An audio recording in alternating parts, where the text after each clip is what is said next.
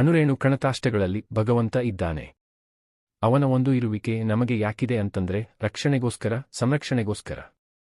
ಆ ರಕ್ಷಣೆ ಸಂರಕ್ಷಣೆಗೆ ಭಗವಂತ ಇದ್ದಾನೆ ಅಂತಂದಾಗ ಆ ದಾರಿನ ನಾವು ಹಾಕೊಳ್ಳಬೇಕು.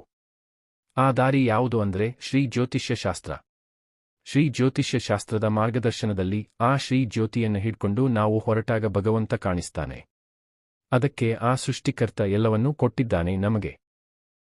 ಆ ಕೊಟ್ಟಿದ್ರೂ ಕೂಡ ನಾವು ಅದರ ಒಂದು ಅರಿವಿಲ್ಲದೆ, ಅದರ ಜ್ಞಾನವಿಲ್ಲದೆ ಇವತ್ತು ಲಕ್ಷಾಂತರ ಕೋಟ್ಯಾಂತರ ಜನ ಇವತ್ತು ನಾನಾ ರೀತಿಯಾದ ಸಮಸ್ಯೆಗಳನ್ನು ಅನುಭವಿಸುತ್ತಿದ್ದೀವಿ. ಇದಕ್ಕೇನು ಪರಿಹಾರವೇ ಇಲ್ಲ, ಬಿಡುಗಡೆನೇ ಇಲ್ವಾ, ಏನನ್ನೋ ಮಾಡ್ಲಿ ಅಂತ ಕೇಳುತ್ತಾರೆ. ಈಗ ಏನು ಅಲ್ಪ ಸ್ವಲ್ಪ ಇರತಕ್ಕಂಥವರು ಏನನ್ನೋ ಮಾಡಿ ಬಿಡುಗಡೆ ಮಾಡ್ಕೊಂಡು ಬಿಡ್ತಾರೆ, ಇಲ್ಲ ಅಂತ ಹೇಳಲ್ಲ. ಆದರೆ ಏನೂ ಇಲ್ಲದಿರತಕ್ಕಂತಹ ನಿರ್ಗತಿಕರು ಏನು ಮಾಡಬೇಕು? ಅವರಿಗೂ ಒಂದು ಕೆಲಸ ಕಾರ್ಯ ಅವಶ್ಯಕತೆ ಇದೆಯಲ್ವಾ? ಅವರಿಗೆ ನಾವು ಏನು ಪರಿಹಾರ ಮಾಡಬೇಕು?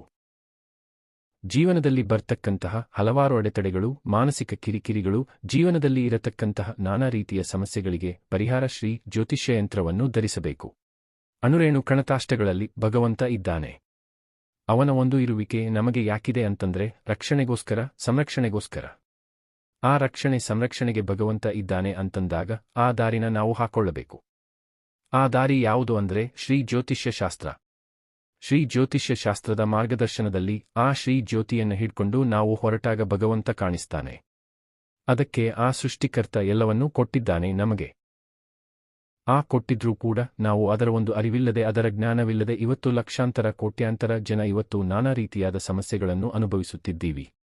ಇದಕ್ಕೇನು ಪರಿಹಾರವೇ ಇಲ್ಲ, ಬಿಡುಗಡೆನೇ ಇಲ್ವಾ, ಏನನ್ನೋ ಮಾಡ್ಲಿ ಅಂತ ಕೇಳುತ್ತಾರೆ. ಈಗ ಏನು ಅಲ್ಪ ಸ್ವಲ್ಪ ಇರತಕ್ಕಂಥವರು ಏನನ್ನೋ ಮಾಡಿ ಬಿಡುಗಡೆ ಮಾಡ್ಕೊಂಡು ಬಿಡ್ತಾರೆ, ಇಲ್ಲ ಅಂತ ಹೇಳಲ್ಲ. ಆದರೆ ಏನೂ ಇಲ್ಲದಿರತಕ್ಕಂತಹ ನಿರ್ಗತಿಕರು ಏನು ಮಾಡಬೇಕು? ಅವರಿಗೂ ಒಂದು ಕೆಲಸ ಕಾರ್ಯ ಅವಶ್ಯಕತೆ ಇದೆಯಲ್ವಾ? ಅವರಿಗೆ ನಾವು ಏನು ಪರಿಹಾರ ಮಾಡಬೇಕು? ಜೀವನದಲ್ಲಿ ಬರ್ತಕ್ಕಂತಹ ಹಲವಾರು ಅಡೆತಡೆಗಳು, ಮಾನಸಿಕ ಕಿರಿಕಿರಿಗಳು, ಜೀವನದಲ್ಲಿ ಇರತಕ್ಕಂತಹ ನಾನಾ ರೀತಿಯ ಸಮಸ್ಯೆಗಳಿಗೆ ಪರಿಹಾರ ಶ್ರೀ ಜ್ಯೋತಿಷ್ಯ ಯಂತ್ರವನ್ನು ಧರಿಸಬೇಕು.